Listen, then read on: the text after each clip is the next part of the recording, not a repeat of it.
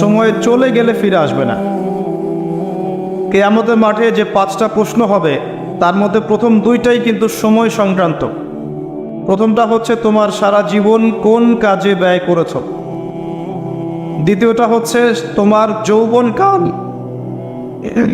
যৌবনকাল কোন পথে ব্যয় করেছ। এই দুটো সময় সংক্রান্ত প্রশ্ন।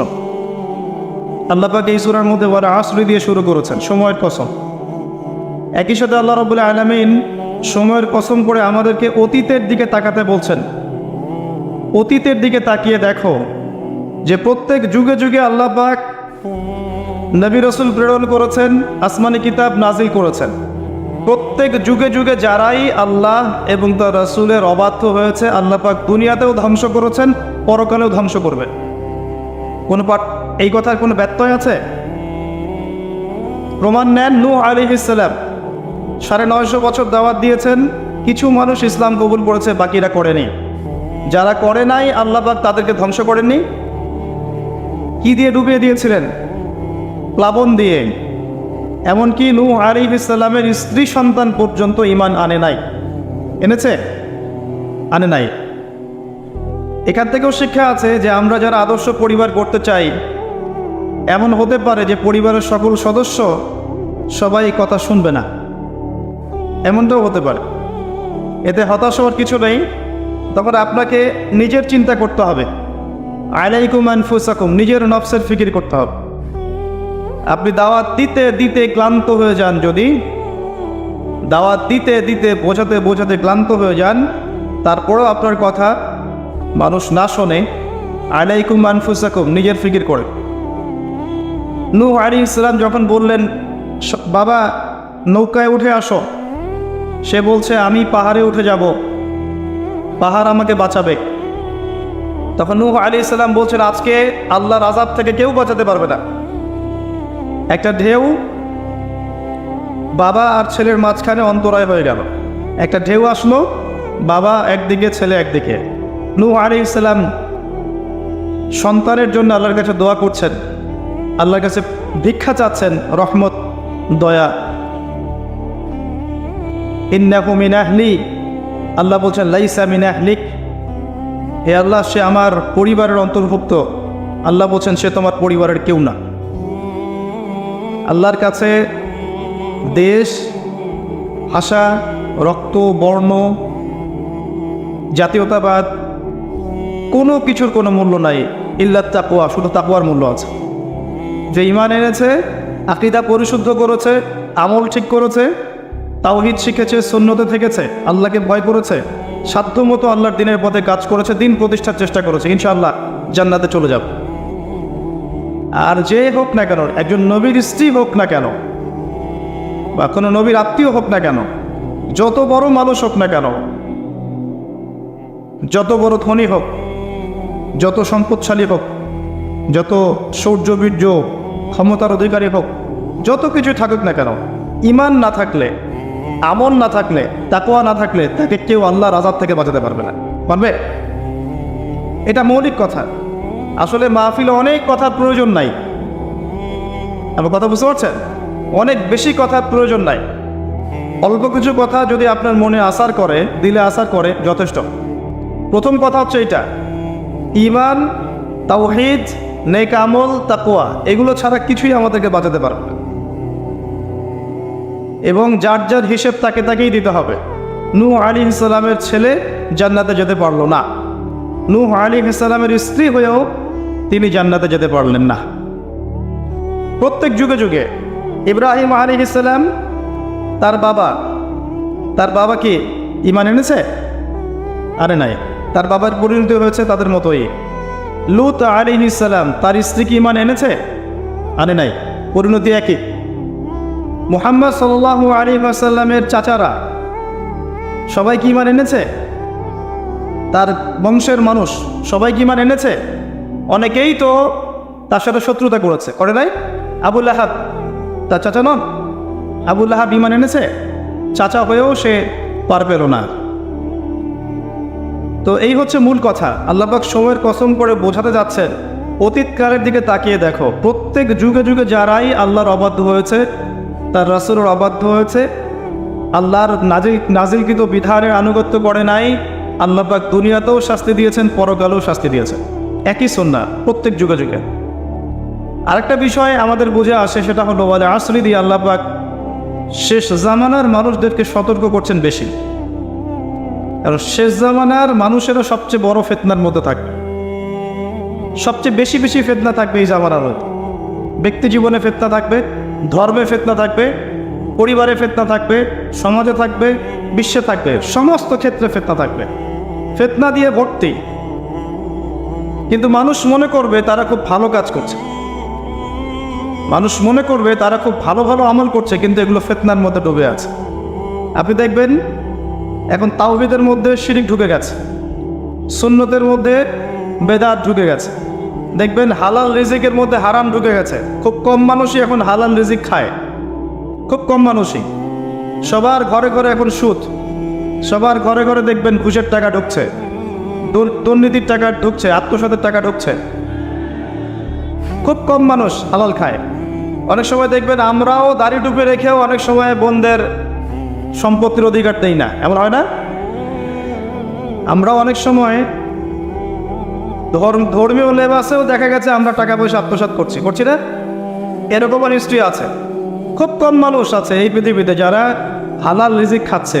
আমরা খাস করে দোয়া করি আল্লাহ যেন আমাদের সবাইকে হালাল রিজিক খাওয়ার তৌফিক দান। প্রতিটা ক্ষেত্রে ফিতনা। আপনি সংস্কৃতিতে যান, সেখানে দেখবেন সংস্কৃতির নামে আমরা মেয়েদের সাথে কি করেছি, নারী পুরুষের ফ্রি মিক্সিং করে দিয়েছি। নারী পুরুষ বেলাল্লাপনে একসাথে চলাফেরা করছে, যেখানে আল্লাহ পাক কিছু চাইতে বলেছেন পর্দার আড়াল থেকে, তাই না? সূরা আহজাব পড়েন, সূরা নূর পড়েন। কিছু চাইলে একটা বেগানা নারী যদি কিছু চায়, তাকে পর্দার আড়াল থেকে চাইতে হয়। আল্লাহ যেখানে বলছেন ওয়ালা তাকরাবু জিনা, জিনার কাছেও যেও না, সেখানে আমরা জিনাকে বানাচ্ছি কাছে আসার গল্প। কথা বুঝতে পারছেন? ফ্রি মিক্সিং একদম শুরু থেকে, স্কুল লাইফ থেকে শুরু হবে।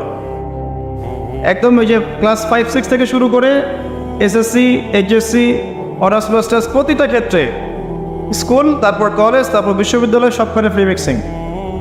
নারী পুরুষ একসাথে ক্লাস করবে, একসাথে পড়বে, একসাথে ঘুরবে, তারা বন্ধু। আল্লাহ পাক যে সম্পর্কটাকে হারাম করেছেন, এটাকে হালাল করে আমরা শিক্ষা অর্জন করছি, জ্ঞান অর্জন করছি। প্রতিটা ক্ষেত্রে ফিতনা। এরপরেও আছে পোশাকের ফিতনা। মেয়েরা ছেলেদের পোশাক পরছে, আবার কোনো কোনো ক্ষেত্রে দেখবেন ছেলেরাও মেয়েদের পোশাক পরছে। প্রতিটা ক্ষেত্রে আপনি দেখবেন। এবং মেয়েরা ছেলেদের জায়গা নিয়ে নিচ্ছে সমাজে।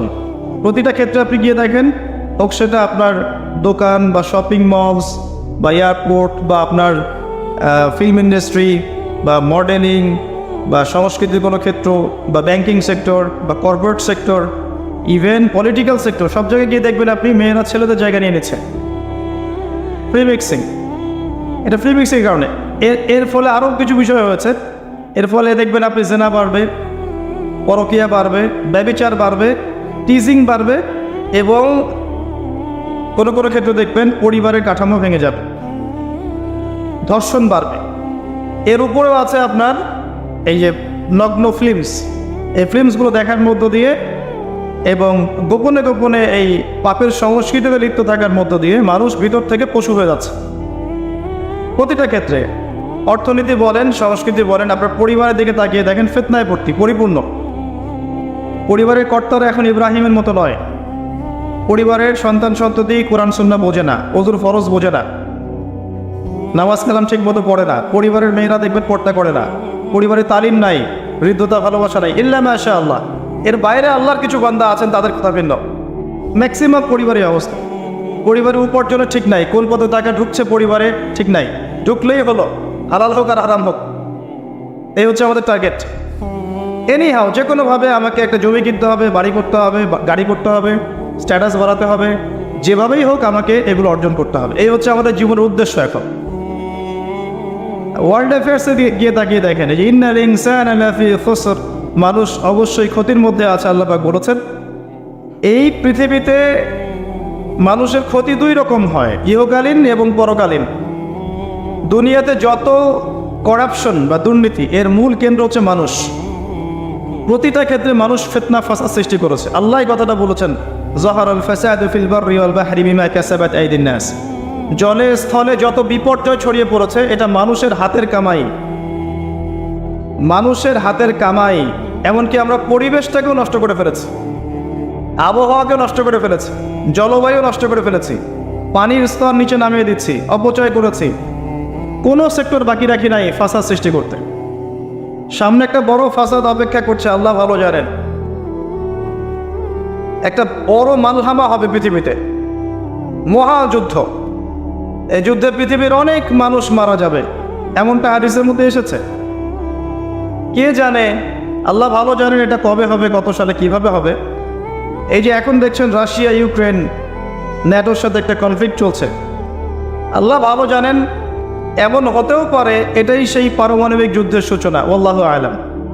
কারণ তারা শুরু করেছিল প্যালেস্টাইনকে কেন্দ্র করে, সেখানে পারে নাই। সিরিয়াকে কেন্দ্র করে চেষ্টা করেছে একটা মহাযুদ্ধ লাগানোর, পারে নাই। সিরিয়াকে কেন্দ্র করে প্রায় হয়েই গিয়েছিল, এখানে অনেকগুলো দেশ ইনভলভ হয়ে গিয়েছিল, কিন্তু নিউক্লিয়ার যুদ্ধ পর্যন্ত যায়নি। কিছু মানুষ চাচ্ছে, একটা সভ্যতা চাচ্ছে যে পৃথিবীতে একটা মহাযুদ্ধ ঘটুক, এর ফলে পৃথিবীর ম্যাক্সিমাম মানুষ যেন মারা যায়, পরাশক্তিগুলো দমন হয়ে যায়, সে নতুন করে রাইজ করবে, সেই অপেক্ষায় বসে আছে। এবং তার নাম কি সেটা আপনারা আমার চেয়ে ভালো জানেন। প্রথম বিশ্বযুদ্ধের পরে একটা কান্ট্রি বিশ্বের রুলিং স্টেট হয়েছে, দ্বিতীয় বিশ্বযুদ্ধের পর আরেকটা কান্ট্রি বিশ্বের রুলিং স্টেট হয়েছে। এখন অন্য কোনো রাষ্ট্রকে যদি পৃথিবীর শাসন রাষ্ট্র হিসেবে আত্মপ্রকাশ করতে হয়, তাহলে বিশ্বে আরেকটা বড় যুদ্ধের দরকার আছে। জ্ঞানী মানুষ ইশারা বুঝবেন, তারা এই চেষ্টাই করছে। এভাবে বিশ্বের পরাশক্তিগুলোকে তারা লড়িয়ে দেওয়ার চেষ্টা করছে, এবং পিছন থেকে তারা দাবার গুটি চালছে, তারা সামনে আসবে না। এগুলো তারা বুঝবে যাদের দু চোখ আছে, খিদর আলাইহিস সালামের মতো। তারা বুঝবে না, লাহুম কুলুবুন লা ইয়াফকাহুনা বিহা ওয়া লাহুম আযানুন লা ইয়াসমাউনা বিহা ওয়া লাহুম আ'য়ুনুন লা ইউবসিরুনা বিহা উলাইকা কাল আনআম বাল হুম আদাল। এই শ্রেণীর মানুষ এগুলো বুঝবে না। তো পৃথিবীর প্রতিটা ক্ষেত্রে ফাসাদ মানুষ সৃষ্টি করেছে, আর মানুষের জন্য এই পৃথিবীর ক্ষতি অপেক্ষা করছে, পরকালীন ক্ষতি অপেক্ষা করছে। মানুষ বুঝতে পারছে না যে এর ফলে কি হতে পারে। মেডিসিন বন্ধ হয়ে যেতে পারে, পরিবেশের মধ্যে অক্সিজেনের লেভেল কমে যাবে, ফ্রেশ বাতাস পাবে না মানুষ, ফ্রেশ খাবার পাবে না, ইকোনমি পড়ে যাবে, তেলের দাম বেড়ে যাবে, প্রেশিয়াস জিনিস পাবেন না, নিত্য প্রয়োজনীয় জিনিসের দাম বেড়ে যাবে। একটা ব্যাটল অনেক কিছু নষ্ট করে ফেলে, একটা যুদ্ধ বিশ্বের প্ল্যাটফর্ম চেঞ্জ করে ফেলতে পারে। আর যদি সেটা কোনো নিউক্লিয়ার যুদ্ধ হয় তাহলে তো কথাই নাই, যেখানে বোম একটা পড়বে শেষ, ম্যাসাকার। আর এখনকার নিউক্লিয়ার ওয়েপেন্সগুলো ওই জাপানের হিরোশিমা নাগাসাকির মতো নয়, এখনকারগুলো আরও অনেক শক্তিশালী। একটা বোমা একটা রাষ্ট্রকে উড়িয়ে দেওয়ার জন্য যথেষ্ট, মানুষ কঙ্কাল ছাই হয়ে যাবে, কিচ্ছু করতে পারবে না। আর যেসব রাষ্ট্রের এই ক্ষেপণাস্ত্র প্রতিরক্ষা ব্যবস্থা নাই, তাদের অবস্থা তো আরও অবস্থা খারাপ। কথা বুঝতে পারছেন না? ক্ষেপণাস্ত্র প্রতিরক্ষা ব্যবস্থা থাকে, কেউ যদি মিসাইল ছোড়ে সেটাকে আকাশেই ধ্বংস করা যায়। সেই প্রতিরক্ষা ব্যবস্থা যাদের নাই, তাদের কি অবস্থা হবে চিন্তা করতে পারে। এই মালহামায় মুসলিমরাও জড়িয়ে যাবে, কারণ বিশ্ব এখন একটা, যেটা আমরা বলি যে গ্রামের মতো, ভিলেজ, একটা ওয়ার্ল্ড ভিলেজ, বিশ্ব একটা গ্রামের মতো হয়ে গেছে এখন। একদিকে ঢিল পড়লে আরেকদিকে প্রভাব পড়বে, তাই পুরো বিশ্ব একটা পরিবারের মতো হয়ে গেছে। একদিকে সমস্যা সৃষ্টি হলে সমস্ত বিষয়ের দিকে ইফেক্ট হবে, প্রত্যেকটা রাষ্ট্র ইফেক্টেড হবে। তো কেউই আমরা ক্ষতি থেকে মুক্ত নই, না দুনিয়ার ক্ষতি না পরকালে। আর পরকালের ক্ষতি তো আপনারা আমার চেয়ে ভালো জানেন। মানুষের জন্য অপেক্ষা করছে পরকালের সওয়াল জবাব, কবরের আযাব, মিজান, পুলসিরাত, জান্নাত, জাহান্নাম। ইন্নাল ইনসানা লাফি খুসর। তারপরেও মনে হয় আমাদের চালচলন দেখলে যে ক্ষতি আমাদেরকে স্পর্শ করবে না। আমাদের ব্যাপারটা একটা এমন যে আরে অন্যদিকে কি হয় হোক, আমি তো ভালো আছি।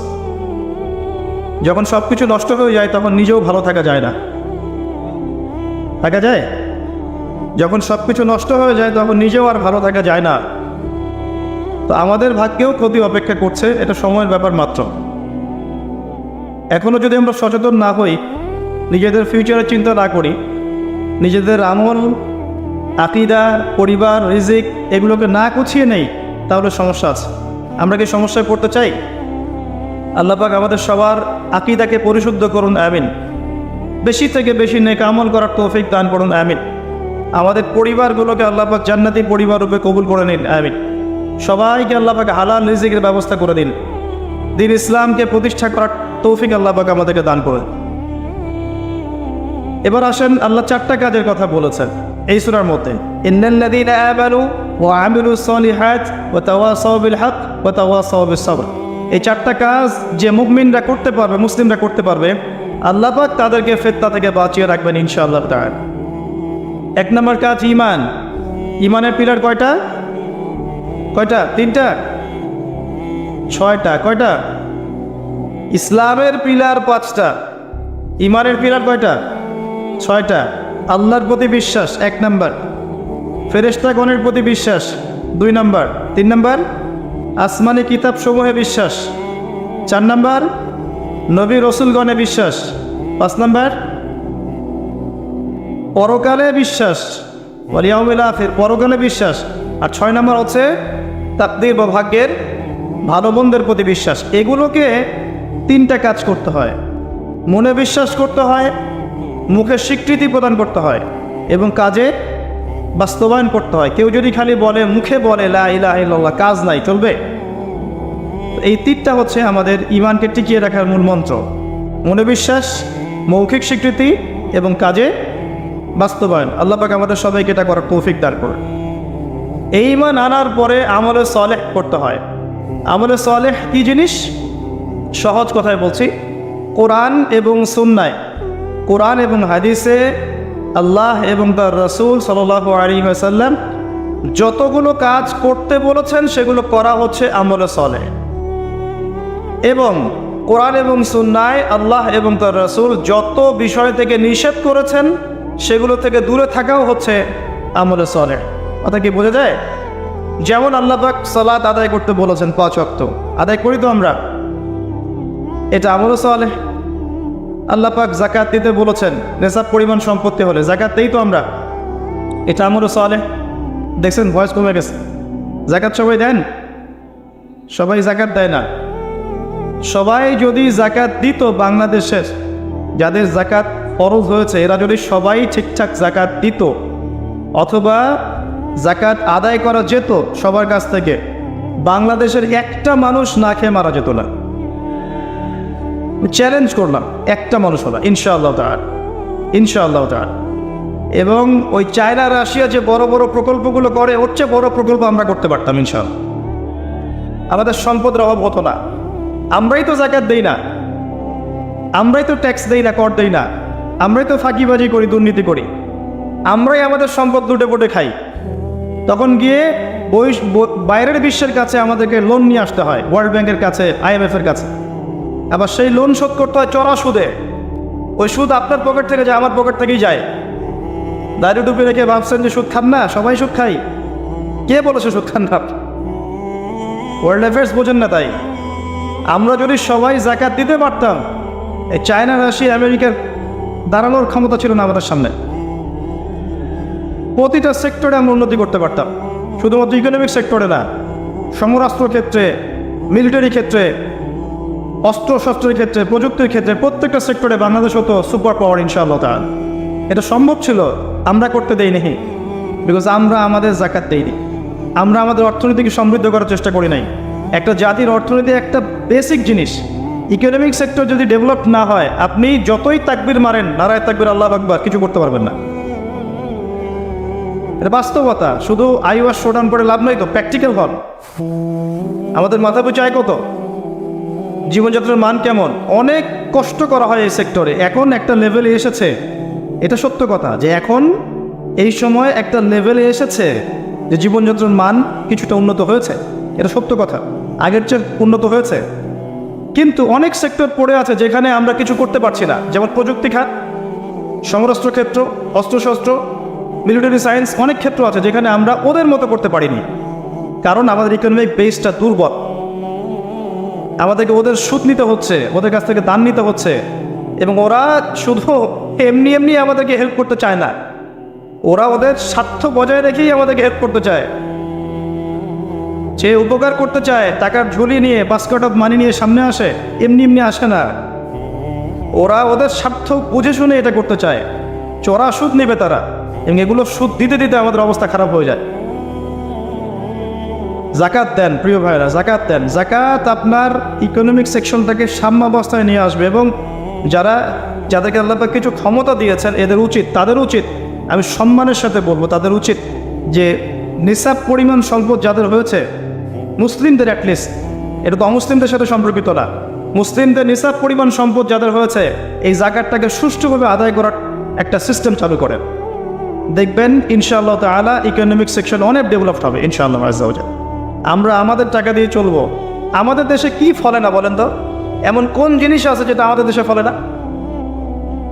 কোন মৌলিক চাহিদা, খাদ্য, বস্ত্র, বাসস্থান, চিকিৎসা, শিক্ষা, কোন সেক্টরটাতে আমরা পিছিয়ে আছি বলেন তো? প্রতিটা জিনিস আল্লাহ পাক এই বাংলাদেশকে উজাড় করে দিয়েছেন। ভালো করে চিন্তা, সমুদ্র আছে আপনার, নদী আছে আপনার সবুজ শ্যামল মাঠ দিয়ে ভর্তি, আপনার ধান, গম, পাট, কত কি যে হচ্ছে বাংলাদেশে, অবাক করা বিষয়। এই দেশের মাটিতে অনেক বড় বড় আল্লাহর ওলিরা এসেছিলেন, জানেন? অনেক বড় বড় দোয়া করেছেন তারা দেশের জন্য, এই জায়গার জন্য। জায়গাটা এমনি এমনি তো সুজলা সফল হয়নি। আল্লাহর বান্দারা যখন এখানে তাওহীদে থাকবে, সুন্নতে থাকবে, ইসলামে থাকবে, আল্লাহ আসমান জমিনের বরকতের দরজা খুলে দেবেন ইনশাআল্লাহ। এখন পর্যন্ত এখানে বহু বরেণ্য উলামা কেরাম আছেন।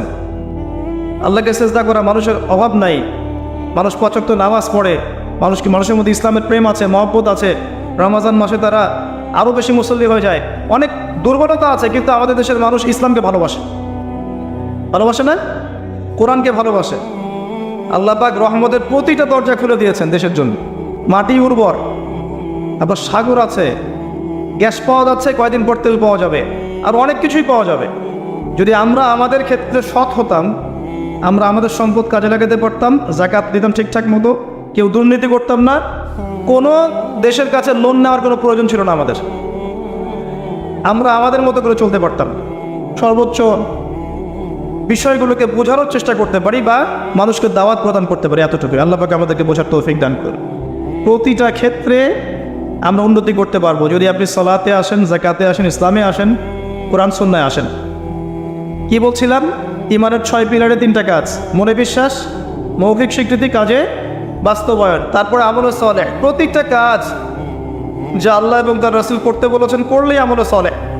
যেমন নামাজ, আমলে সালেহ; যাকাত, আমলে সালেহ। আপনি সামর্থ্য হলে হজ করবেন, আমলে সালেহ; ওমরা করবেন, আমলে সালেহ। রমজান মাস আসছে সামনে, রমজানে 30টা রোজা রাখবেন, তারাবির সালাত পড়বেন, কোরআন খতম দেবেন, সব কি আমলে সালেহ। আমরা দোয়া করি আল্লাহ পাক যেন আমাদের সবাইকে রমজানে পৌঁছে দেন এবং বেশি থেকে বেশি রমজানে আমল করিয়ে গুনাহ মাফ করানোর তৌফিক আল্লাহ পাক আমাদেরকে দান করে দেবেন।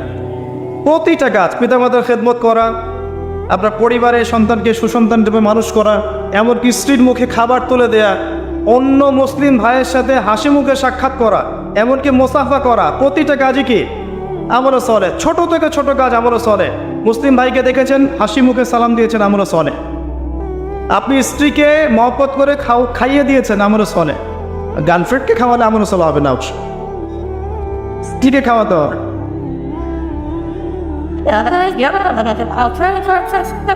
কথা কি বুঝতে পারছেন? আল্লাহর হালালে থাকেন, প্রতিটা কাজ আমলে সালেহ। আপনি বাথরুমে যাচ্ছেন, দোয়া পরে ঢুকলেন, দোয়া পরে বের হলেন, আমলে সালেহ। ঘুমাচ্ছেন, দোয়া পরে ঘুমাচ্ছেন, ঘুম থেকে উঠে দোয়া পড়লেন, আমলে সালেহ। প্রতিটা কাজ, একটা কাজও বাদ নাই। পোশাক পরছেন, পোশাক পরে দোয়া পড়েন, আমলে সালেহ। ঘর থেকে বের হচ্ছেন, ঘর থেকে বের হওয়ার দোয়া পড়েন, আমলে সালেহ। কি চাচ্ছেন? জিকির আজগার করছেন, সুবহানাল্লাহ, আলহামদুলিল্লাহ, আল্লাহু আকবার, আমলে সালেহ। দিনের জ্ঞান অর্জন করছেন, আমলে সালেহ। সব কিছুই আমলে সালেহ। যদি আপনার প্রতিটা কাজ নবী সাল্লাল্লাহু আলাইহি ওয়াসাল্লামের সুন্নত মতো হয়, প্রতিটা কাজই আমলে সালেহ। একজন ছেলে মনে করেন দাড়ি রেখেছে, কথা বোঝেন, দাড়ি রাখতো না, আগে ক্লিন শেভ করতো, এখন আল্লাহ পাক হেদায়েত দিয়েছেন, দাড়ি ছেড়ে দিয়েছে। যতদিন তার দাড়ি ছেড়ে দেওয়া আছে না, প্রত্যেক মুহূর্তে সে নেকি পাবে ইনশাআল্লাহ। কথা বুঝতে পারছেন? টাকনুর নিচে কাপড় পরতো, প্যান্টটা কেটে উপরে তুলেছেন। এই যে যতক্ষণ সে কাপড়টা পরে আছে উপরে, আল্লাহকে ভয় করে, কার ভয়ে? আল্লাহর ভয়ে, এই প্রতিটা মুহূর্তের জন্য নেকি হবে ইনশাআল্লাহ। আপনি দিনের জ্ঞান অর্জন করতে গেছেন, আলেম ওলামার কাছে গেছেন, মাদ্রাসায় গেছেন, বক্তব্যে গেছেন, এই যে যতক্ষণ সময় আপনি এখানে আছেন প্রতিটা মুহূর্তের জন্য আপনি নেকি পাবেন। বিয়ে করেছেন আপনি চরিত্র হেফাজত করার জন্যে, এই যে আপনি পরিবার চালানোর জন্যে। ইতিমধ্যে একটা আমি অ্যানাউন্সমেন্ট দিয়ে নিই, সেটা হচ্ছে প্যান্ডেলের মধ্য থেকে ইতিমধ্যে অনেকগুলো মোবাইল হারিয়ে গেছে। তো সবাই দয়া করে সতর্ক থাকেন, নিজ নিজ মোবাইল নিজের কাছে রাখেন। এবারটাও মনে আমল সলের নিয়াতি আসছে।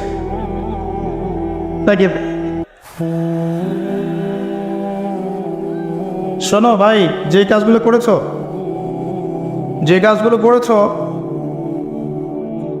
যদি আল্লাহকে ভয় করে থাকো, চুপচাপ যেখান থেকে নিয়েছো চুপচাপ রেখে চলে যাও, না হলে তোমার জন্য অপেক্ষা করছে পরকাল একটা শাস্তি। আল্লাহ পাক কিয়ামতের মাঠে ওঠার সাথে সাথে তোমার ডান হাত কবজি পর্যন্ত কেটে দিবে। খুব সতর্ক। আর এই কথাটা আল্লাহ পাক আমার মুখ দিয়ে বের করালেন, তোমার কানে কিন্তু পৌঁছেছে, তুমি দাওয়াত পেয়েছো, সতর্ক আমি করেছি। চুরির শাস্তি কবজি পর্যন্ত হাত কেটে ফেলা। আমাদের চুরির শাস্তি গণধোলাই দেওয়া হয় না, এটা ঠিক না, এটা গায়ে আইন হাতে তুলে নেবেন না। শাস্তি হাত কেটে ফেলা এটা ইসলামিক লস, এখানে বাস্তবায়িত নাই, কিন্তু এটা লস। আল্লাহ পাক এটা করবেন কিন্তু পরকালে, সতর্ক সাবধান থাকবেন। আর সিসকে চোরকে আর কত পিটাবেন? আপনার আমার মাথার উপরে তো অনেক বড় বড় চোর বসে থাকে, তখন কি করবেন? কোটটাই স্যুট পরে মানুষকে লুটছে, যত বেশি বাহ্যিক চাকচিক্য তত বড় প্রতারণা করা হয়, লুটপাট করা হয়। এগুলো তো আপনি কিছু করতে পারবেন না। যে ভাই এই কাজ করেছেন, আল্লাহর ওয়াস্তে এই বিষয়গুলো রেখে চলে যান, গোপনে রেখে চলে যান। ইনশাআল্লাহ আল্লাহ পাক আপনার পাপকে গোপন করে দিবেন, আল্লাহ আপনাকে মাফ করে দিবেন। আল্লাহকে ভয় করে এগুলো রেখে চলে যান। যদি আপনি এই হারাম টাকা নিজের পেটে ঢোকান, জাহান্নামের আগুন পেটে ঢোকাবেন। আল্লাহ পাক বোঝার তৌফিক দান করুন। আসেন, আমি লম্বা সময় আলোচনা করতে পারবো না, আমি গুটিয়ে নেব। আমরা আমলে সালেহের কথা বলছিলাম। প্রতিটা কাজ যদি আপনি নবী সাল্লাল্লাহু আলাইহি ওয়াসাল্লামের সুন্নাহ মতো করেন, আমলে সালেহ হবে। চরিত্র রক্ষা করার জন্য আপনি বিয়ে শাদী করেছেন, পরিবারকে ভরণ পোষণ করাচ্ছেন, এমনকি স্ত্রীর সাথে যে মিলিত হচ্ছেন, এটাও আপনার নেকি হবে ইনশাআল্লাহ। প্রতিটা কাজ। একই সাথে আরেকটা পয়েন্ট বলবেন না, কোরআন এবং সুন্নাতে আল্লাহ পাক যত বিষয়কে নিষেধ করেছেন, এই নিষেধগুলো বর্জন করার নামও কিন্তু আমলে সালেহ। শুধুমাত্র নেকি কাজ করব আর পাপ কাজ ছাড়বো না, এমনটা কিন্তু আমলে সালেহ নয়। যেমন আল্লাহ পাক শিরিক করতে নিষেধ করেছেন, শিরিক না করা আমলে সালেহ। কুফরি করতে নিষেধ করেছেন, কুফরি না করা আমলে সালেহ। আল্লাহ পাক বেদাত করতে নিষেধ করেছেন, বেদাতি আমল না করা কি আমলে সালেহ। আল্লাহ পাক হারাম খেতে নিষেধ করেছেন, হালাল খাওয়া আমলে সালেহ। আল্লাহ পাক পর্দা করতে বলেছেন, বেপর্দায় না চলা আমলে সালেহ। আল্লাহ পাক জেনার ধার কাছেও যেতে নিষেধ করেছেন, তাই চরিত্র রক্ষার জন্য বিয়ে করা কি আমলে সালেহ। প্রতিটা কাজ যা আল্লাহ করতে বলেছেন করা আমলে সালেহ, রাসূল করতে বলেছেন সাল্লাল্লাহু আলাইহি ওয়াসাল্লাম করা আমলে সালেহ। সেই প্রতিটা কাজ যা আল্লাহ এবং তার রাসূল নিষেধ করেছেন, সেগুলো না করাও আমলে সালেহ। মনে থাকবে কথা। আমাদের একটা সমস্যা বলি এখন, আমরা যেটা করি সেটা হলো আমরা অনেক ভালো কাজ করি ঠিকই, কিন্তু আল্লাহর হারামগুলোকে ছাড়তে পারি না। কথা ঠিক না বেঠিক? দেখবেন নামাজ পড়ি 5 ওয়াক্ত, সুদ ছাড়তে পারি না, আছে না? আমরা যাকাত, আমরা দান সাদাকা করি মাঝে মাঝে, ফরজ যাকাত দেই না। দেখবেন যে তাহাজ্জুদ পড়ছে বাবা, মেয়ে বেপর্দায় করে বেড়াচ্ছে, আছে না? বছর বছর হজ উমরা করছি, এদিকে আল্লাহর হালালকে হারামও করছি, আল্লাহর হারামকে হালাল করছি। এই কাজগুলো আমরা করি না। আমরা অনেক সময় ভালো অনেক কাজ করি, দান সাদাকা করি, নফল দান সাদাকা করি, জুমার নামাজে যাই, ঈদের নামাজে যাই, হ্যাঁ, প্রতিবেশীর খোঁজ নেই, মানুষকে রক্ত দেই, চিকিৎসার জন্য কাজ করি, শিক্ষা ক্ষেত্রে কাজ করি, অনেক কিছুই করি আমরা ভালো কাজ, কিন্তু আল্লাহর নিষেধগুলো কিন্তু ছাড়ি না। আল্লাহর নিষেধটা ছাড়া সবচেয়ে বড় কথা, কারণ নেক আমল করা সহজ, আল্লাহর নিষেধ ছাড়াটা খুবই কঠিন, এটা মনে রাখবেন। নেক আমল করা সহজ, আল্লাহর জন্য কিছু ছাড়া অনেক কঠিন, অনেক কঠিন। আল্লাহ পাক আমাদেরকে ছাড়ার তৌফিক দান করুন। এরপর আল্লাহ পাক বলেছেন ওয়াতাওয়াসাউ বিল হাক্কি ওয়াতাওয়াসাউ বিস সাবর, যারা হকের উপদেশ দেয় পরস্পরকে, একে অপরকে হকের উপদেশ দেয়। হকটা কি জিনিস? হকটা কি? এর সংজ্ঞা কে দিবে? আমি দিব না, আপনি দিবেন না, আল্লাহ দিবে? কার সংজ্ঞা দিবেন? হকটা কি কে বলবে, কে বুঝাবে? আল্লাহ বুঝাবেন। আল্লাহ বলছেন হকের সংজ্ঞা, সূরা কাহফ। আজকে জুমার রাত না? সূরা কাহফ অবশ্যই পড়বেন। সূরা কাহফের ফজিলত আপনাকে আল্লাহ পাক মাসিহুদ দাজ্জালের ফিতনা থেকে বাঁচাবে ইনশাআল্লাহ। এই সূরার 29 নম্বর আয়াতে গিয়ে দেখবেন আল্লাহ পাক হকের সংজ্ঞা দিয়েছেন। আল্লাহ পাক বলেছেন ওয়াকুলিল হাক্কু মির রাব্বিকুম, হক সেটাই, ভালো করে শোনেন, হক সেটাই, সত্য মিথ্যার মানদণ্ড সেটাই, ন্যায় অন্যায়ের মানদণ্ড সেটাই, জ্ঞানের মানদণ্ড সেটাই, ঠিক আছে, যেটা তোমার রবের পক্ষ থেকে নাজিল হয়। বাস, কি নাজিল হয়েছে? এখন আপনি বলেন কি নাজিল হয়েছে? যখন তাওরাত নাজিল হয়েছিল ওটাই হক ছিল, ইনজিল নাজিল হয়েছে ওটাই হক ছিল, জাবুর নাজিল হয়েছে ওটাই হক ছিল। এখন কি আছে? কোরআন এবং এর ব্যাখ্যা হাদিস, কিয়ামত পর্যন্ত কি অন্য কোনো উৎস আসবে? অন্য কোনো নবী আসবেন? আর কোনো রসুল আসবেন? গোলাম আহমেদ কাদিয়ানী যতই বলুক, সে কি নবী হয়ে যাবে? সুবহানাল্লাহ। মানুষ, কিছু মানুষ এখন তাদেরকেও নবী বলে গ্রহণ করছে। আর এটা কিয়ামতের সাইন। আমি অবাক হচ্ছি না, কারণ নবী সাল্লাল্লাহু আলাইহি ওয়াসাল্লাম বলেছেন কিয়ামতের আগে 30 জন ভণ্ড নবীর আগমন ঘটবে। কতজন? তার মধ্যে 4 জন হচ্ছে মহিলা, তার মধ্যে 4 জন কে? মহিলা, বাকিরা পুরুষ। তো এই হলো অবস্থা। নবী সাল্লাল্লাহু আলাইহি ওয়াসাল্লামের ঠিক পরেই আবু বকর রাদিয়াল্লাহু আনহু যুগেও একাধিক খণ্ড নবীর আগমন ঘটেছিল, এখনো হচ্ছে। এরপরে কিয়ামত পর্যন্ত কোনো নবী আসবে? নবীর ওয়ারিশগণ থাকবে। নবীর ওয়ারিশ কারা? উলামায়ে কেরাম, তারা নবীর ওয়ারিশ। এবং আমার নাসিহা হচ্ছে আপনি কোরআন এবং সুন্নাহটাকে তাদের সোহবতে গিয়ে পড়েন এবং বোঝেন। এটা সবচেয়ে বেশি ইম্পর্ট্যান্ট, কারণ কোরআন এবং সুন্নাহ তাদেরকে দেখে শিখলে আপনি ভালো শিখতে পারবেন। এবং এটা হচ্ছে সেই নববী সুন্নাহ। এখানে গিয়ে আপনি দেখতে পারেন, একজন সাধারণ মানুষ হিসেবে আপনি দেখতে পারেন যে অনেকের মাঝখানে হয়তো ইখতিলাফ আছে, ঠিক আছে, মতপার্থক্য আছে। এই মতপার্থক্যে আপনি ঢুকবেন না। তারা যদি মতপার্থক্য করে এটা তাদের উপর ছেড়ে দেন। আপনি সবাইকে সম্মান করবেন। কথা বুঝতে পারছেন? আপনি সব আলেমদেরকে সম্মান করবেন। হকপন্থী ওলামায়ে কেরাম যারা আছেন সবাইকে আপনি সম্মান করবেন। সবার সাথে আপনি সখ্যতা বজায় রাখবেন। তারা আপোষে কার সাথে কি করছে এটা আপনার দেখার দরকার নেই। কথা বুঝতে পারছেন? উদারভাবে যদি চিন্তা করেন তখন আপনি বুঝবেন যে আমরা সবাই এক এবং আমরা সবাই মুসলিম উম্মার অংশ, কেউ কারো শত্রু নয়, আমরা সবাই একে অপরের ভাই। যদি কেউ আপনাকে ভাই মনে না করে, আপনি তাকে ভাই মনে করেন, ইনশাআল্লাহ ঐক্য হয়ে যাবে। আল্লাহ পাক তৌফিক দান করুন বোঝার। আরেকটা মূলনীতি আছে যা আমি চেষ্টা করি মেনে চলার, যে প্রত্যেকের মাঝে আপনি কিছু ভালো জিনিস পাবেন। যে আপনাকে দু একটা বাজে কথা বলছে বা ভুল বুঝছে বা আপনার সমালোচনা করছে, তার মধ্যেও দেখবেন আপনি দু একটা ভালো জিনিস আছে না? ওইটা আপনি নিয়ে নেন, ওই ভালোটুকু আপনি নেন।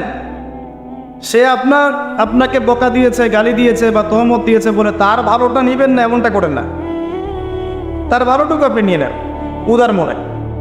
আর প্রত্যেকের মধ্যে আপনি দেখবেন কিছু বিতর্কিত বিষয় আছে, খারাপ, যেটা খারাপ, এই খারাপগুলো আপনি নেবেন না, আপনি এড়িয়ে যাবেন। তখন দেখবেন আপনি সবার মাঝে একটা হৃদ্যতার বন্ধন তৈরি করতে পারবেন, অন্যথায় সম্ভব না। আর আমরা যতই ক্ষমতার দাপট দেখাই না কেন, আমরা যদি ইউনাইটেড না থাকি আমাদের কোনো মূল্য নাই বিশ্বের দরবারে। শোনেন ভাই, আল কোরআনুল কারীমকে অবমাননা করা, একজন অমুসলিম, একজন নাস্তিক বা একজন মুরতাদ কোরআনকে অবমাননা করেছে, এর চেয়ে বড় অবমাননা আমার দৃষ্টিতে এটাই যে কোরআনের একটা সরাসরি বিধানকে আমরা লঙ্ঘন করছি। আপনাকে দেখাচ্ছি। আল্লাহ পাক বলেছেন ওয়া'তাসিমু বিহাবলিল্লাহি জামিআ, এটা প্রথম হুকুম।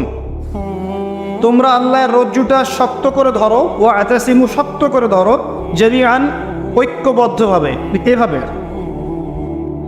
হাতের আঙ্গুলগুলোর মধ্যে কোনো ফাঁক নাই, সেভাবে।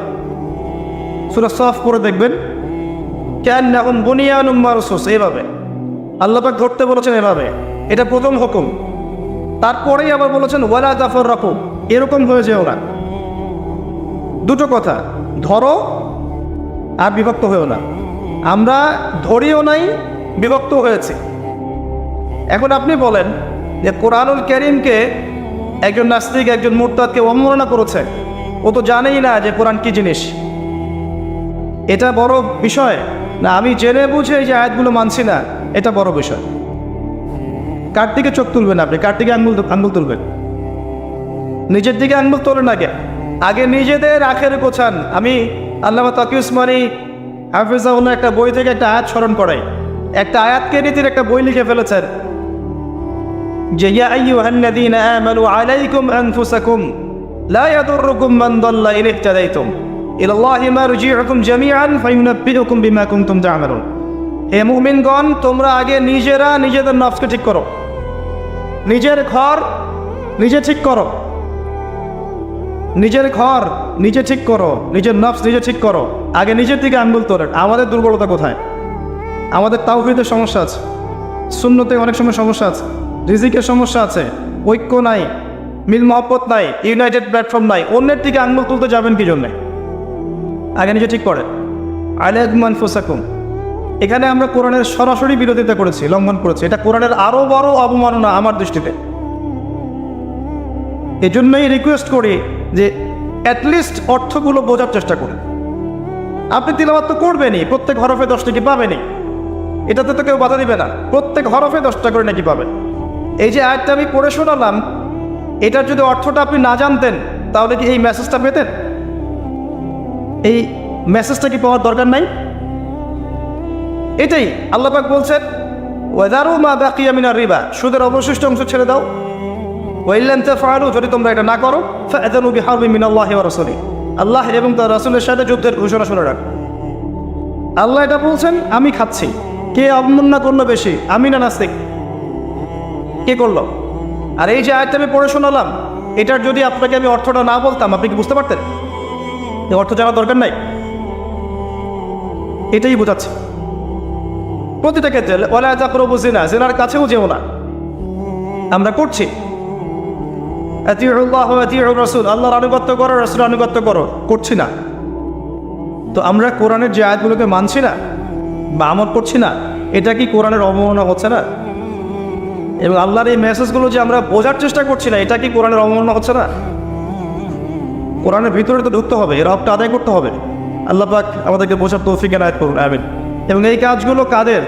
যারা এগুলোর জ্ঞানে দক্ষ, তাদের কাছে গিয়ে আপনি এগুলো জানবেন। এতে তাদের সম্মান আরও বাড়বে, কমবে? কখনো না। হকটা আল্লাহর পক্ষ থেকে আসে এবং এই হকের দাওয়াত একে অপরকে দিতে বলা হয়েছে। যত মানুষ আপনার আহ্বানে হকপন্থী হবে, হকের পথে আসবে, এই সমস্ত মানুষের নেকি আপনি পাবেন ইনশাআল্লাহ তাআলা। এবং যদি কেউ আপনার দ্বারা বাতিলপন্থী হয়ে যায়, পথভ্রষ্ট হয়ে যায়, তাহলে ওই মানুষদের গোনাও কিন্তু আপনার কাঁধে চলে আসবে। তাই সতর্ক হওয়া উচিত আমাদের সবার। আল্লাহ পাক আমাদের সবাইকে সতর্ক হওয়ার তৌফিক এনায়েত করুন, আমিন। সর্বশেষ আল্লাহ পাক বলেছেন ওয়াতাওয়াসাউ বিস-সাবর, ধৈর্যের কথা।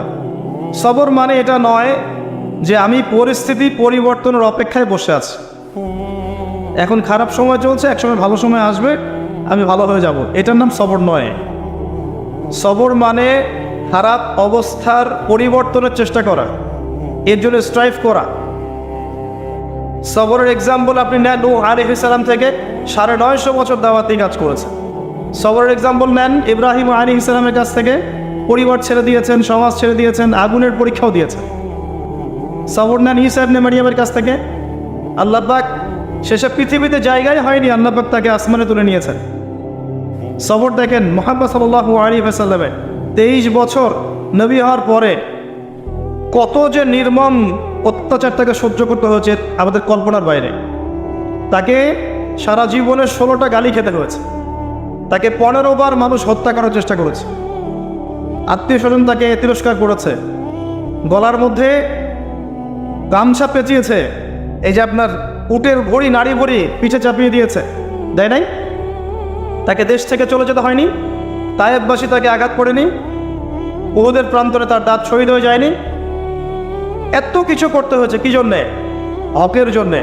এই সবরের প্রশ্ন আসবে যখন আমরা হকের উপর থাকবো, তখন সবরের প্রশ্ন আসবে। গোল আলু মার্কা মুসলিম হলে তার সবরের প্রশ্ন আসছে না। কথা বুঝতে পারছেন না? যদি যে বিষয়গুলো নিয়ে কথা বললে বা যেগুলো করলে কোনো সমস্যা নাই, কেউ কিচ্ছু বলবে না, খাওয়ার পর মিষ্টি খাওয়া সুন্নত, তাই না? তাসবিহ তাহলিল করা সুন্নত, তারপরে খাওয়ার আগে বিসমিল্লাহ, খাওয়ার শেষে আলহামদুলিল্লাহ, বাথরুমে যাওয়ার আগে একটা দোয়া, বের হওয়ার সময় পরে একটা দোয়া। এই যে বিষয়গুলো আছে, যেগুলো ইসলামের চরম শত্রুর মুখের উপর বললেও তার কোনো সমস্যা নাই, তখন কোনো বাধার প্রশ্ন আসবে না।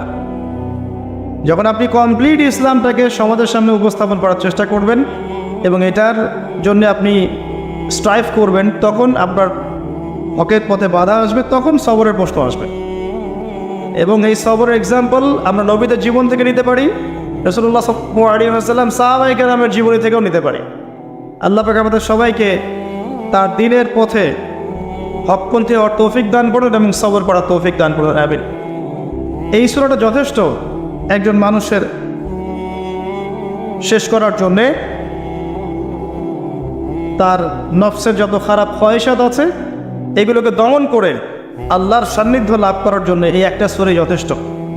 আমি অনেক লম্বা আলোচনা আজকে করলাম না, শুধুমাত্র মৌলিক কিছু কথা বলছি যে আল্লাহ পাক আমাদেরকে পরকালে উদ্ধারের জন্য এবং দুনিয়াতে সফল হওয়ার জন্য এই সূরার মধ্যে 4টা কাজের কথা বলেছে। আমার সাথে একবার বলেন, প্রথম কাজটা কি? ঈমান। ঈমানের পিলার কয়টা? 6টা। মনে থাকবে? এই 6টাকে কি করতে হবে? মনে বিশ্বাস, মুখে স্বীকৃতি, কাজে বাস্তবায়ন।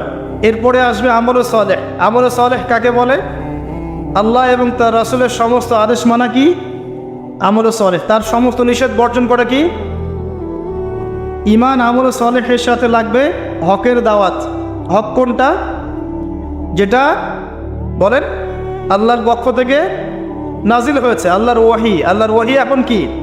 কোরআন এবং সুন্নাহ। এই কোরআন সুন্নাহকে আপনি নিজে আমল করবেন, পরিবারে আমল করাবেন, চেষ্টা করবেন সমাজে বাস্তবায়ন করার। আল্লাহ আপনাকে যেখানে সামর্থ্য দিয়েছেন সেখানে আপনি করবেন। আল্লাহ পাক তৌফিক দান। কেউ দাঁড়ানোর চেষ্টাও করি না, কেউ তো হয়তো নামাজের দোয়াও করি না, কেউ কোনো শব্দ উচ্চারণ করি না। প্রথম কয়েকদিন আমরা অনলাইন লেখালেখি করেছিলাম, শেষ, খালাস। অথচ আজকের ঈদের খুশির দিন ওই মজলুম ভাইদের জন্য, আজকে ঈদের খুশির দিন তাদের জন্যে। ওই অবস্থাতেও তারা 30টা রোজা রেখেছে, সাহারি না পেয়েও খাস দিয়ে সাহারি করেছে, ইফতার না পেয়েও পানি দিয়ে ইফতার করেছে। আজকের ঈদের খুশির দিন তাদের জন্য, আমার জন্য না, আমাদের জন্য না। রমাদানে যারা কোরআনের হক আদায় করতে পেরেছিল তাদের জন্য ঈদের খুশি। নিচে থেকে প্রশ্ন করে আসেন, আমরা কি রমাদানে কোরআনের হক আদায় করতে পেরেছি? কতজন ব্যক্তি খতম দিয়েছে? কতজন ব্যক্তি কোরআনটা একটু স্টাডি করার চেষ্টা করেছি, কোরআনের দাওয়াত দিয়েছি, মানুষকে একটু শিখিয়েছি, দার্স দিয়েছি, কোরআন কেন্দ্রিক সময় কাটিয়েছি, বা একটা প্রত্যয় ব্যক্ত করেছি যে আমি সারা জীবন কোরআন মেনে চলবো ইনশাআল্লাহ। কোরআন খতম করার পরে ইমাম সাহেব একটা দোয়া পড়েছে, আমরা এতই হতভাগা জানেন ওই দোয়াটার অর্থ জানেন। ইমাম সাহেব খতমে তারাবির দিন একটা দোয়া পড়েছে শেষ দিনে, আল্লাহুম্মা ইজআলিল কুরআন রাবিআ কুলুবিনা ওয়া নূরা সুদুরিনা আল্লাহুম্মা ইজআলহু লানা ইমামান ওয়া হুদান ওয়া নূরান ওয়া রাহমা ওয়াজআলহু লানা হুজ্জাতান ইয়া রাব্বাল আলামিন। দোয়াটা পড়ে নিও। একা একা এক বচনে যদি পড়া হয় দোয়াটা এভাবে আসে, আল্লাহুম্মা ইরহামনি বিল কুরআনিল আযীম। আল্লাহ কোরআনের ওসিলায় আমাদের রহম করেন। পড়ি নাই, কিসের রহম? হকি আদায় করে দেয়, কিসের রহম? আল্লাহুম্মা ইজআলহু লি, আল্লাহ কোরআনকে আমার জন্য বানিয়ে দেন ইমামান, নেতা, কোরআন হবে আমার নেতা, ওয়া হুদান, আমার হেদায়েত, ওয়া নূরান, আমার আলো, ওয়া রাহমা, এবং দয়া। কি ভারী ভারী শব্দ, কি গভীর ভারী ভারী শব্দ। ওয়াজআলহু লি হুজ্জাতান ইয়া রাব্বাল আলামিন।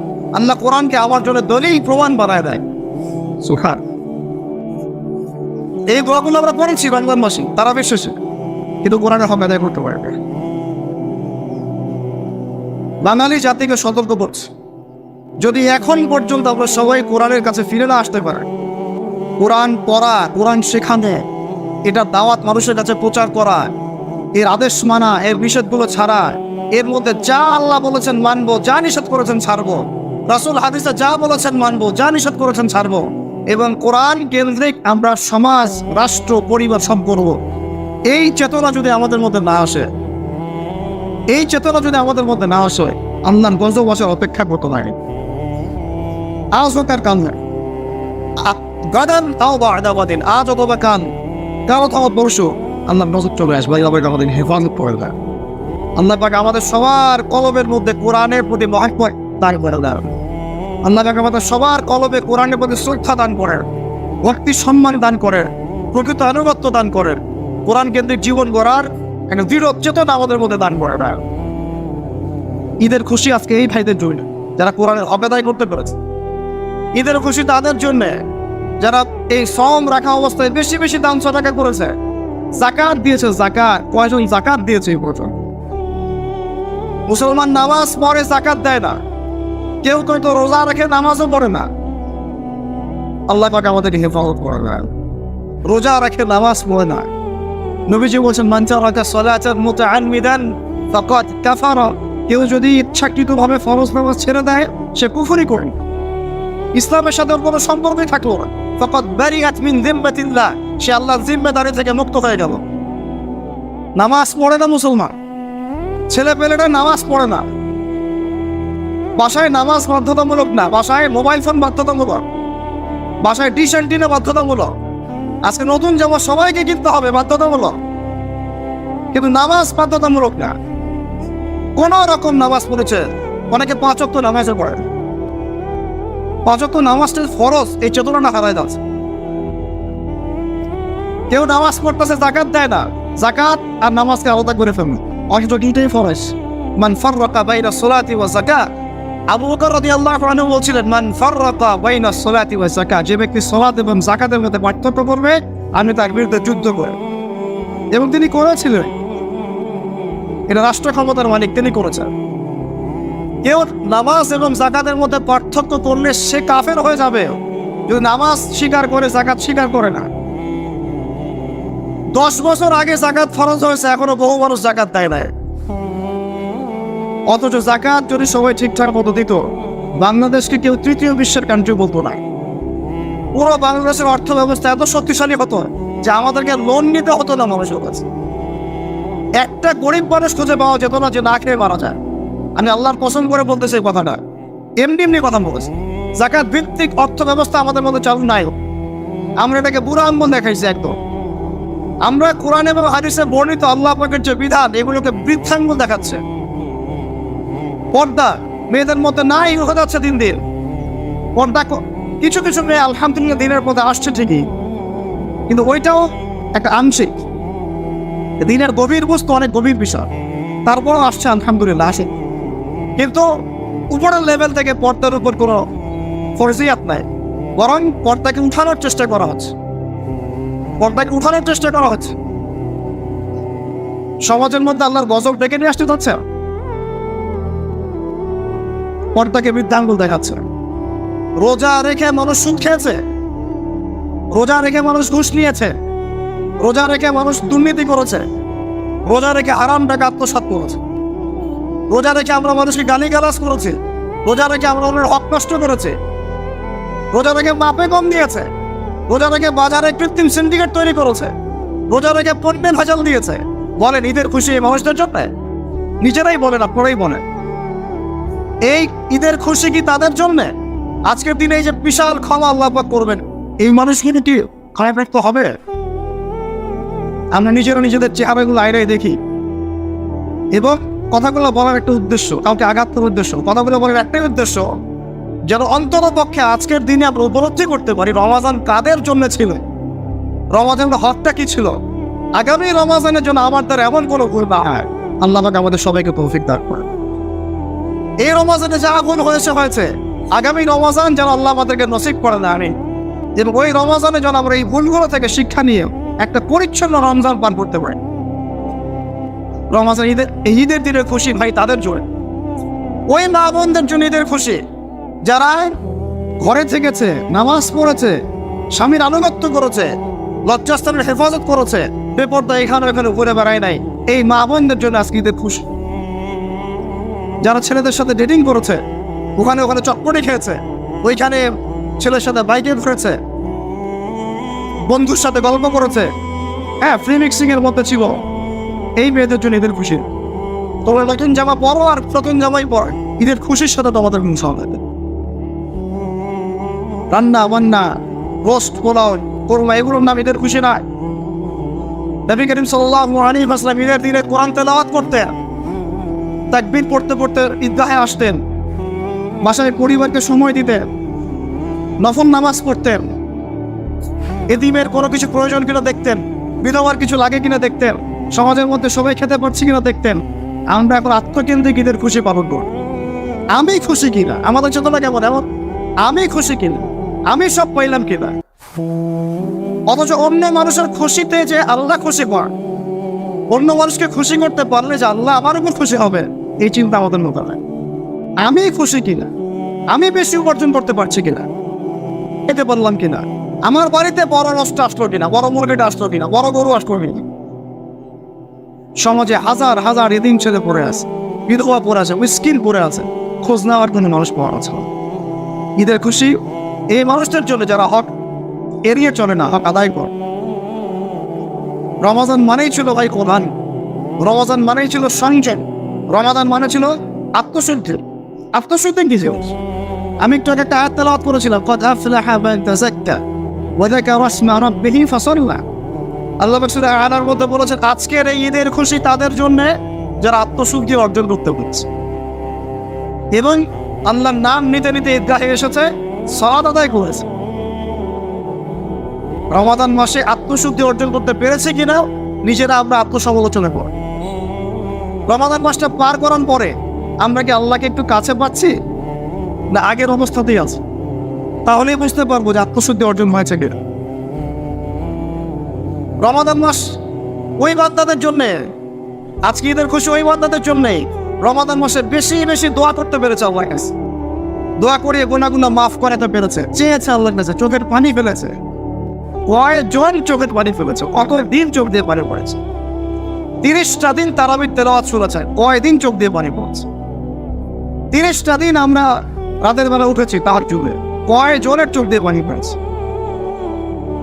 আল্লাহর কাছে কান্নাকাটি করে, অনুনয় বিনয় করে, নিজের জন্য, নিজের পরিবারের জন্য, উম্মতের জন্য দোয়া করে, দোয়া কবুল করাই নিতে পেরেছে। এই মানুষদের জন্য ঈদের খুশি। বলেন আমরা আপনারা কি তার মধ্যে আছি? আমাদের ঈদের খুশি বান্দাদের জন্য। ঈদের খুশি আমি বারবার বলছি, ঈদের খুশি ওই মানুষদের জন্য যারা কোরআনের হক আদায় করতে পেরেছে, রোজার হক আদায় করতে পেরেছে, যাকাত দিয়েছে, বেশি বেশি দান সদকা করেছে, আল্লাহর কাছে কান্নাকাটি করে গুনাহ মাফ করাতে পেরেছে। যে মানুষগুলো তাহাজ্জুদ গুজার ছিল, বেশি বেশি আল্লাহর জিকির করেছে, কোরআন পড়েছে, মানুষকে পড়িয়েছে, এর অনুযায়ী জীবন গড়ার প্রত্যয় ব্যক্ত করেছে, অন্যের বিপদে পাশে দাঁড়িয়েছে, অসহায় মিসকিনদের পাশে দাঁড়িয়েছে, যাকাত ফিতর আদায় করেছে, সাদাকাতুল ফিতর দিয়েছে। এই মানুষগুলো যখন আজকে তাকবীর পড়তে পড়তে এখানে এসেছে, আল্লাহ রাব্বুল আলামিন তার ফেরেশতাদেরকে বলছেন, হে আমার ফেরেশতারা, আমার ওই বান্দারা কি চায়, তাদেরকে আমি কি পুরস্কার দেব?